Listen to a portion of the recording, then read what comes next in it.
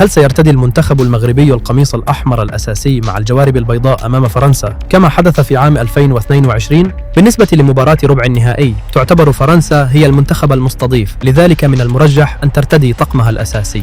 في هذه الحالة يجب أن يكون قميص المنتخب المغربي مختلفاً عن قميص فرنسا من حيث اللون، فاتحاً مقابل غامق وفقاً لقوانين الفيفا.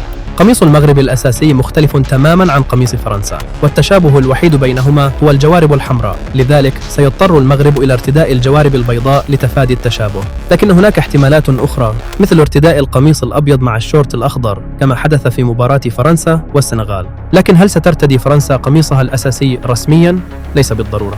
فمثلاً في المباراة أمام كندا اختارت اللاعبة بالقميص الثالث الأسود رغم أن قميصها الأساسي هو الأحمر، مما أجبر المغرب على اللعب بالقميص الأبيض بدلاً من الأحمر. والسبب هو أن الفيفا تفضل أن يرتدي أحد المنتخبين قميصاً داكناً والآخر قميصاً فاتحة، لأن الأسود والأحمر لونان داكنان.